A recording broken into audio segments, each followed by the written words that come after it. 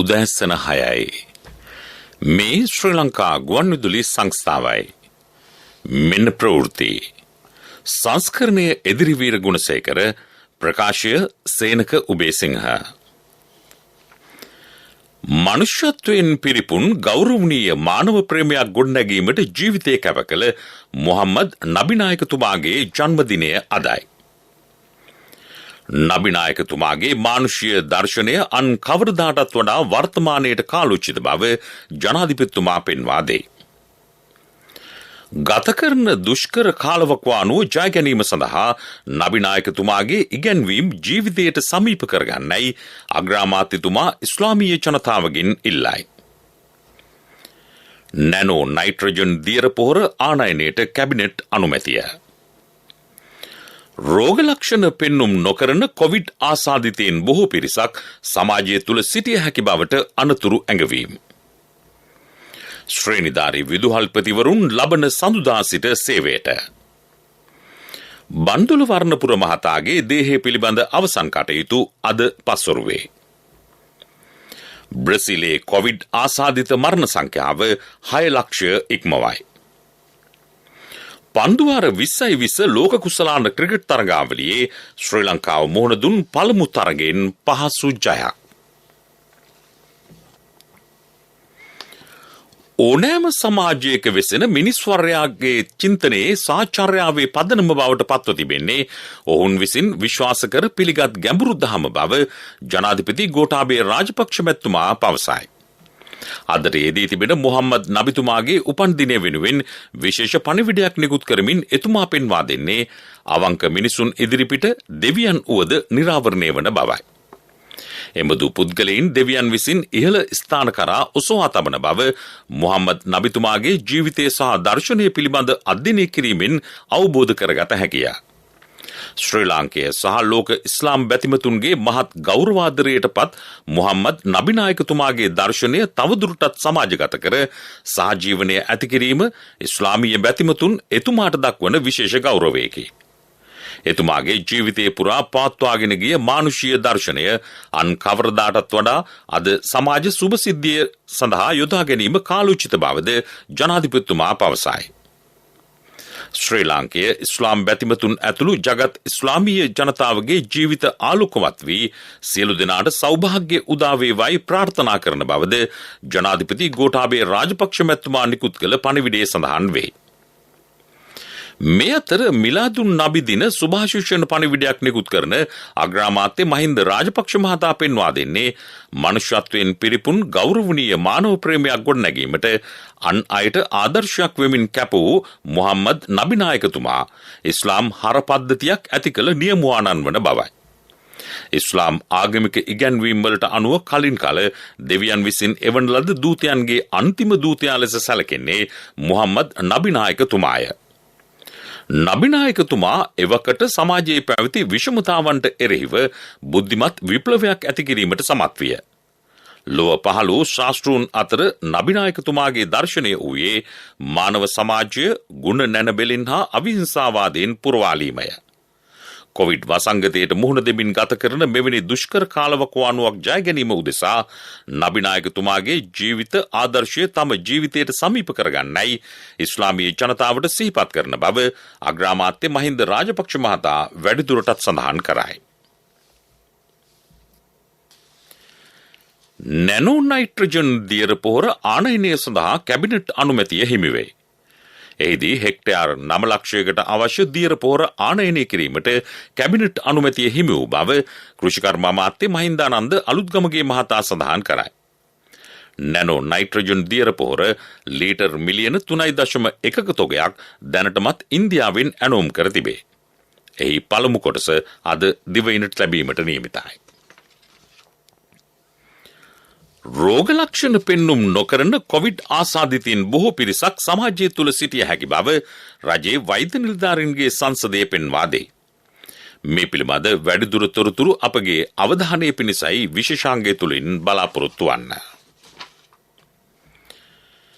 COVID-19 වෛරසය පාලනය කිරීම සඳහා සියලු පාර්ශව ඒකාබද්ධ ප්‍රවේශයකින් කටයුතු කළ යුතු බව විශේෂඥ වෛද්‍ය සමිත්ත ගීගිනිගේ මහතා පවසයි.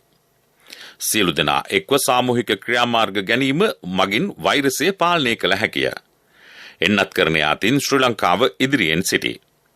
පවතින තත්ත්වය හමුවේ ජනතාව නිසි පරිදි සෞඛ්‍ය මාර්ගෝපදේශ අනුගමනය කිරීම අත්‍යවශ්‍ය බවද හෙතෙම පෙන්වා දේ. මේ ඒ පිළිබඳව අදහස් දක්වන විශේෂඥ වෛද්‍ය සමිත ගිනිගේ මහතා.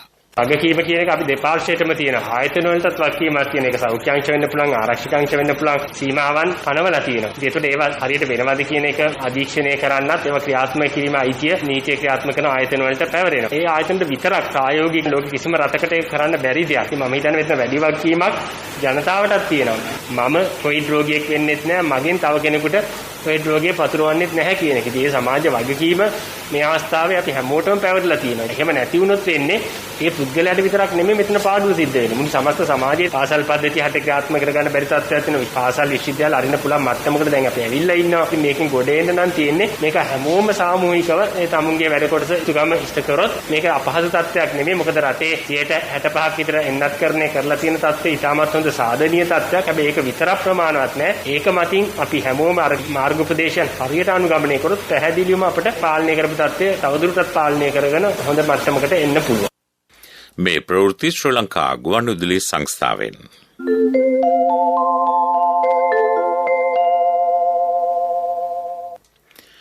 මානුෂ්‍ය කාරණා පිළිබඳව ගුරු මව්පියවරුන් විශේෂ අවධානය යොමු කළ යුතු බව පාර්ලිමේන්තු මන්ත්‍රී එස්.බී. දිසානායක මහතා පෙන්වා දෙයි.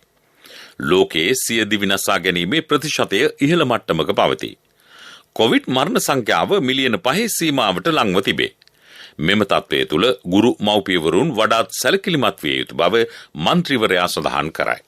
මේ ලෝකයේ ඉන්නම් තාම ශ්‍රේෂ්ඨ මහාචාර්යවරු වෛද්‍ය විශේෂඥයෝ 6000 එකතු වෙලා විශේෂ සංදේශයක් හදලා ලෝකේ රටවල් සියලුම රාජ්‍ය නායකයන්ට යවලා තියෙනවා. මනින්ම පාසල් අරින්න මේ පාසල් වහලා තියාගන්න එපා. කාල මානසික ආතතියින් මේ දරුවන්ට ඇති වෙනවා. සිවිදිවි හානි කර ගැනීම වගේ දේවලුත් වැඩි වෙලා තියෙන්නේ ඒකයි කියන්නේ. ඒක නිසා ඇත්තටම කාරණේ පිළිබඳව අද ලෝකේ වෛද්‍යවරුන්ගේ මහාචාර්යවරුන්ගේ විශේෂඥයන්ගේ අවධානය යොමු වෙලා තියෙනවා. මේ කිසිසේත් පාසල් වහන්න එපා අරින්න කියලා තමයි ඒ අය කියන්නේ. එමෙන්ම ලොව සංවර්ධිත රටවල් පවා කොවිඩ් තත්ත්වයන් හමුවේ රාජ්‍ය සේවක වැටුප් කප්පාදු කර ඇති බවද මන්ත්‍රීවරයා පවසයි.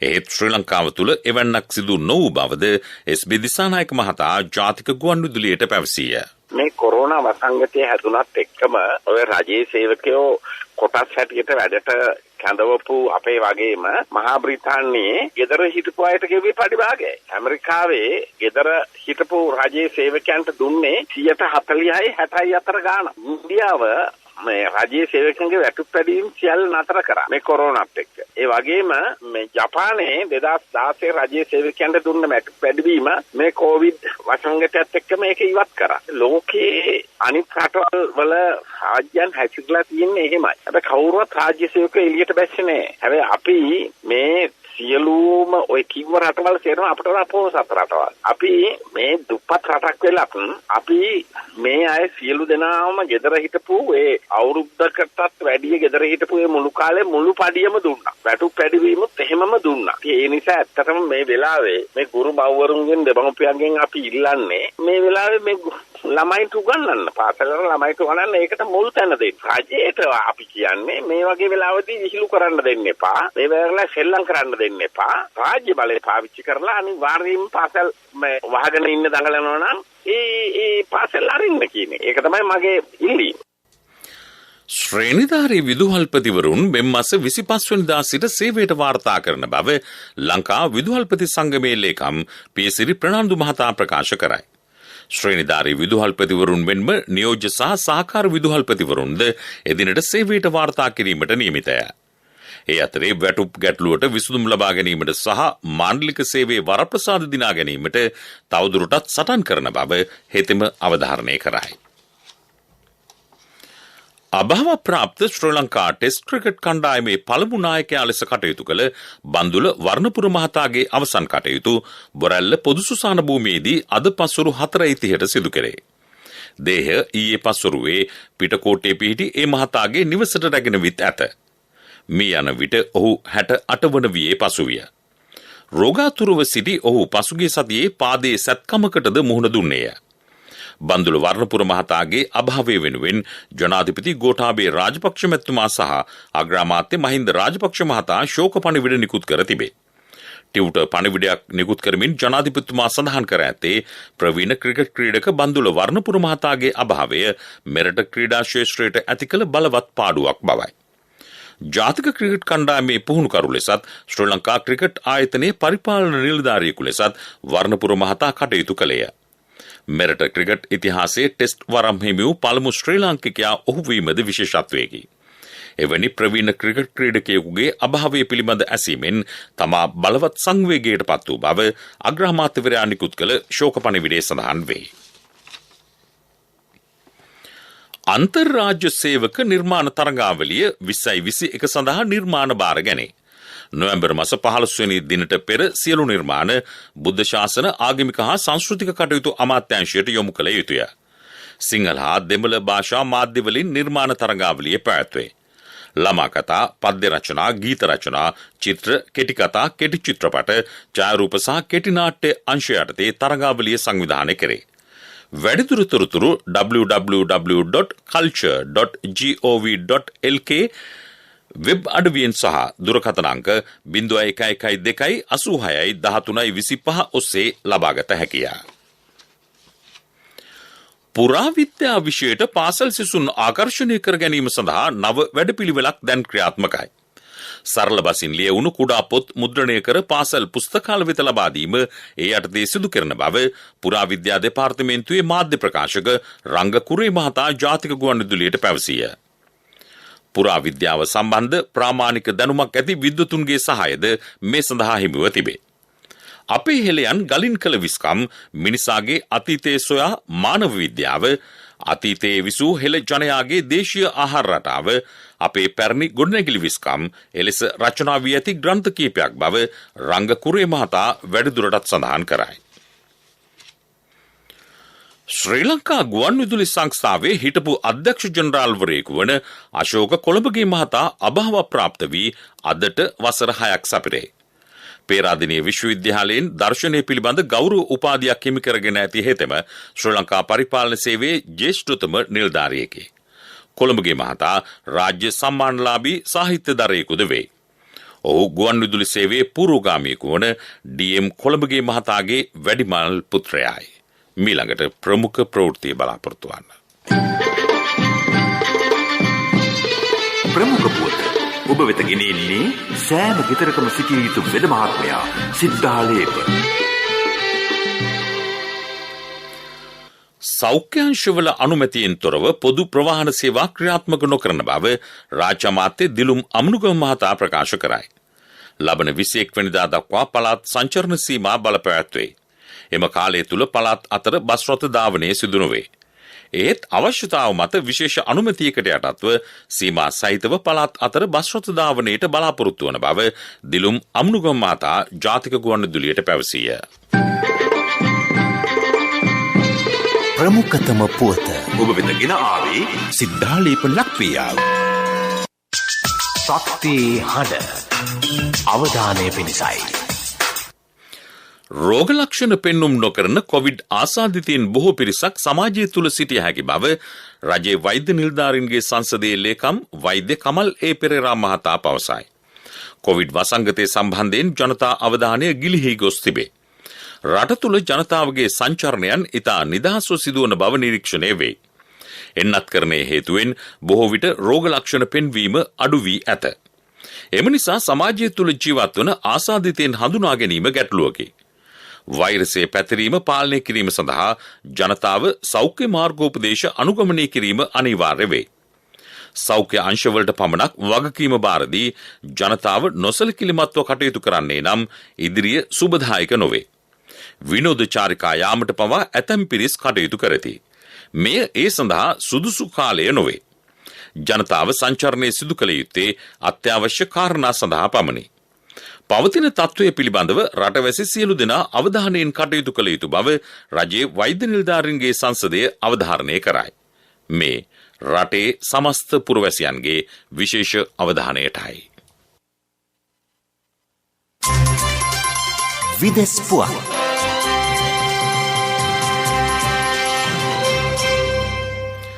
ලෝපුරා සිදුව ඇති කොවිඩ් ආසාදිත මරණ සංඛ්‍යාව 49,18,900ක් දක්වා ඉහළ ගොස් තිබේ. ඉන් මරණ 4,401ක් ඊයේ දිනේ තුල වාර්තා වී ඇත. ලෝ වැඩිම කොවිඩ් ආසාදිත මරණ සංඛ්‍යාව ඇමරිකාවෙන් වාර්තා වේ. එය 7,45,473ක් ලෙස සටහන් වේ. ඉන්දියාවේ කොවිඩ් මරණ 4,52,485කි. බ්‍රසීලයෙන් කොවිඩ් මරණ 6,03,465ක් වාර්තා වේ. රුසියාවේ ශීඝ්‍ර කොවිඩ් ව්‍යාප්තියක් මේ වන විට පෙන්නුම් කරන අතර එරට සිදුව ඇති සමස්ත කොවිඩ් ආසාදිත මරණ සංඛ්‍යාව 2,24,310කි. මේ අතර ලෝපුරා වාර්තා වන සමස්ත ආසාදිතින් සංඛ්‍යාව 24,17,96,334ක් ලෙස ඉහළ ගොස් ඇත. පූර්ණ එන්නත්කරණයට ලක් වූ රටවල් 8ක සංචාරකයන් සඳහා සිංගප්පූරුවට පැමිණීමට අවසර ලබා දී තිබේ. එම තීරණය අද සිට ක්‍රියාත්මක බව එරට රජය පවසයි. ඒ අනුව අදාළ සංචාරකයින් නිරෝධායනයට ලක්වීම අවශ්‍ය නොවේ. සිංගප්පූරුවේ ජනගහනයෙන් 80%කට අධික පිරිසක් පූර්ණ එන්නත්කරණයට ලක් කර තිබේ. තිරසර සංවර්ධනයක පුවත් සම්පින්ඩනය සංවර්ධන පුවත්.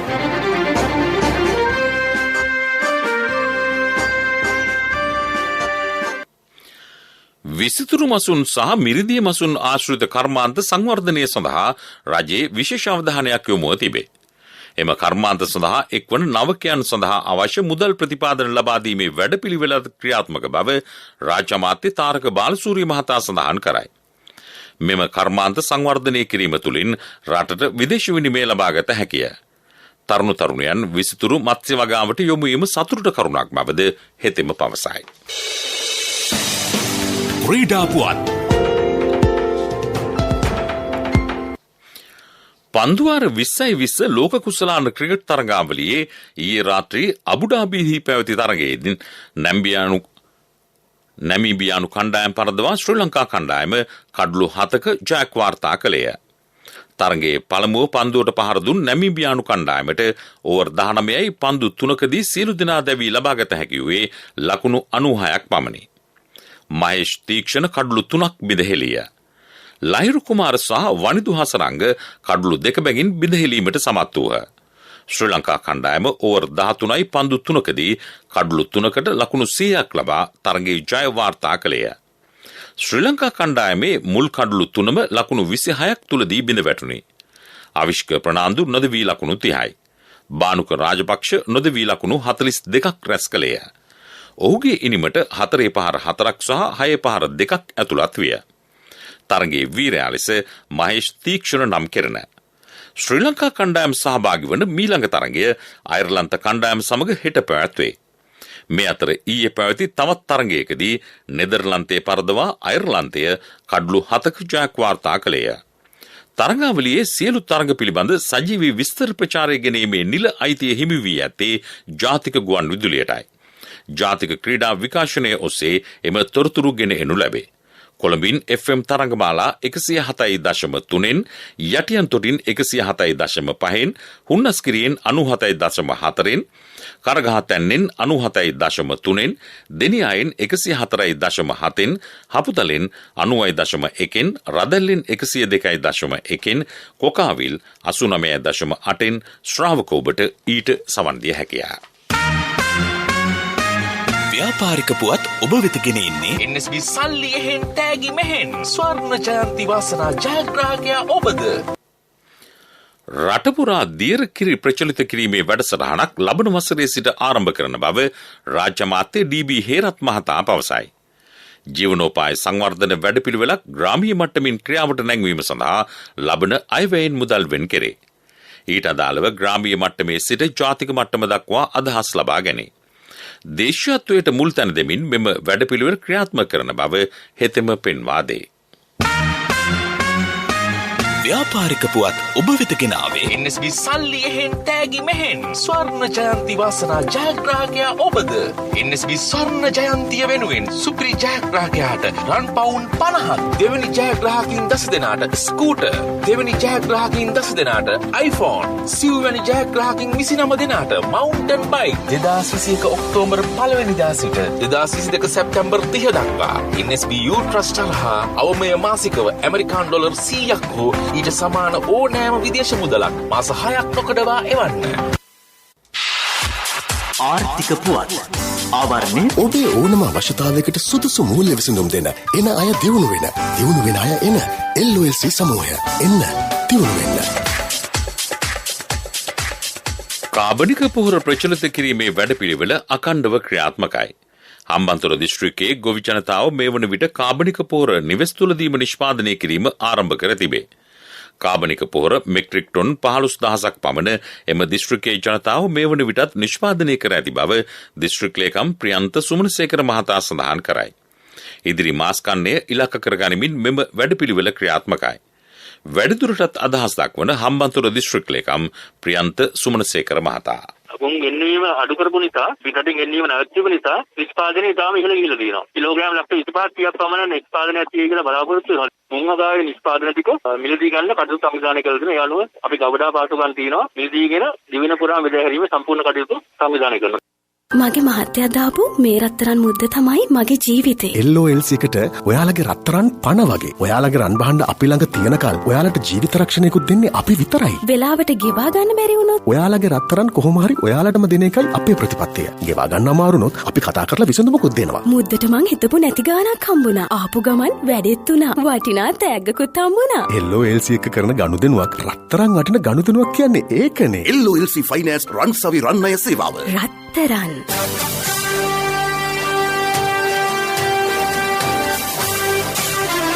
කාලගුණ වාර්තාව ඔබ වෙත ගෙන එන්නේ ඩයලොග් සහ අධ්‍යාපන අමාත්‍යාංශය එක්ව හඳුන්වා දෙන නැනස මොබයිල් ඇප් එක මගින් එක ශ්‍රේණියේ සිට අපොස උසස් පෙළ දක්වා සෙසුන්ට ඔන්ලයින් ඉගෙන ගන්න අවස්ථාවක්. විෂය නිර්දේශය තුළ ඇතුළත් සියලුම පාඩම් සිංහල දෙමළ සහ ඉංග්‍රීසි භාෂා ත්‍රිත්වයෙන්ම වීඩියෝ පාඩම්ද සහිතයි. දැන් ඔබේ දරුවාට ඔබේ මොබයිල් එකෙන් සබ්ස්ක්‍රිප්ෂන් ගාස්තු නැතිව පහසුවෙන් ඉගෙනුම් කටයුතු වල නිරත වීමට අදම Google Play Store, App Store, Huawei Store හෝ Windows හරහා නැනස මොබයිල් ඇප් එක ඩවුන්ලෝඩ් කරගන්න. ඩයලොග් අනාගතය ආදායි.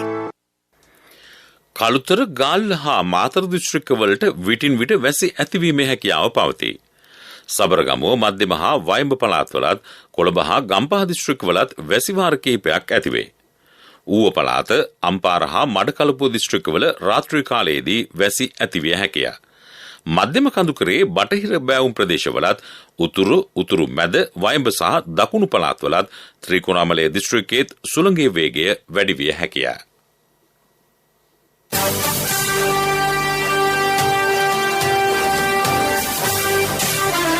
කාලගුණ වාර්තාව ඔබ වෙත ගෙන ආවේ ඩයලොග් සහ අධ්‍යාපන අමාත්‍යාංශය එක්ව හඳුන්වා දෙන නැනස මොබයිල් ඇප් එක මගින් එක ශ්‍රේණියේ සිට අපොස උසස් පෙළ දක්වා සෙසුන්ට ඔන්ලයින් ඉගෙන ගන්න අවස්ථාවක්. විෂය නිර්දේශය තුළ ඇතුළත් සියලුම පාඩම් සිංහල දෙමළ සහ ඉංග්‍රීසි භාෂා ත්‍රිත්වයෙන්ම වීඩියෝ පාඩම්ද සහිතයි. දැන් ඔබේ දරුවාට ඔබේ මොබයිල් එකෙන් සබ්ස්ක්‍රිප්ෂන් ගාස්තු නැතිව පහසුවෙන් ඉගෙනුම් කටයුතු වල නිරත වීමට අදම Google Play Store, App Store, Huawei Store හෝ Windows හරහා නැනස මොබයිල් ඇප් එක ඩවුන්ලෝඩ් කරගන්න. ඩයලොග් අනාගතය ආදායි. දැන් දවසේ සටහන.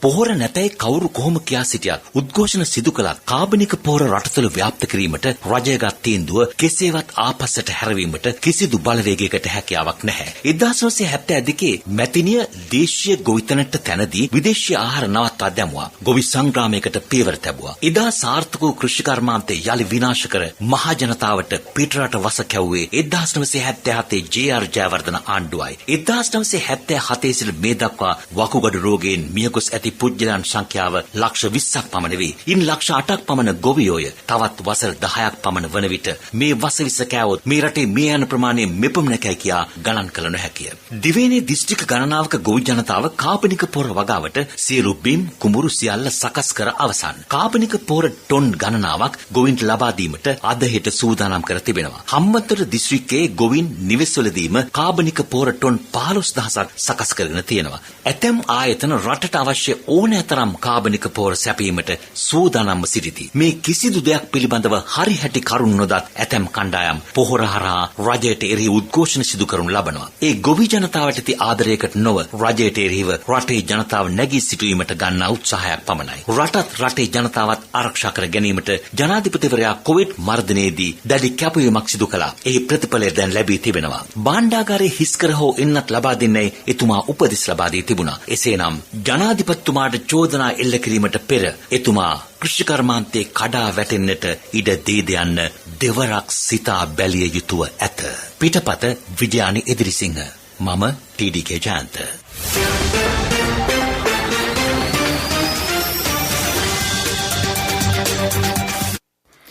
උදෑසන ප්‍රවෘත්ති අවසන් කිරීමට යලිත් සිරස්තල. මනුෂ්‍යත්වයෙන් පිරිපුන් ගෞරවනීය මානව ප්‍රේමයක් ගොඩනැගීමට ජීවිතය කැප කළ මුහම්මද් නබිනායකතුමාගේ ජන්මදිනය අදයි. නබිනායකතුමාගේ මානුෂීය දර්ශනය අන් කවරදාටත් වඩා වර්තමානයට කාලෝචිත බව ජනාධිපතිතුමා පෙන්වා දෙයි.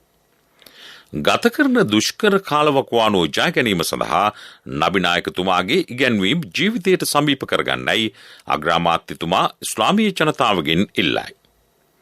නැනෝ නයිට්‍රජන් දියර පොහොර ආනයනයට කැබිනට් අනුමැතිය. රෝගලක්ෂණ පෙන්නුම් නොකරන කොවිඩ් ආසාදිතයින් බොහෝ පිරිසක් සමාජය තුළ සිටිය හැකි බවට අනතුරු ඇඟවීම. ශ්‍රේණිධාරී විදුහල්පතිවරුන් ලබන සඳුදා සිට සේවයට. බන්දුල වර්ණපුර මහතාගේ දේහය පිළිබඳ අවසන් කටයුතු අද පස්වරුවේ. බ්‍රසිලේ කොවිඩ් ආසාදිත මරණ සංඛ්‍යාව 6 ලක්ෂය ඉක්මවයි. පන්දුවාර 2020 ලෝක කුසලාන ක්‍රිකට් තරගාවලියේ ශ්‍රී ලංකාව මුහුණ දුන් පළමු තරගෙන් පහසු ජයක්. අපගේ මෙම ප්‍රවෘත්ති ප්‍රකාශය www.slbc.lk වෙබ් අඩවිය ඔස්සේද සවන් දිය හැකියි. මීළඟ ප්‍රධාන ප්‍රවෘත්ති ප්‍රකාශය දහවල් 12:45ට බලාපොරොත්තු වන්න. උදෑසන ප්‍රවෘත්ති මින් සමාප්ත.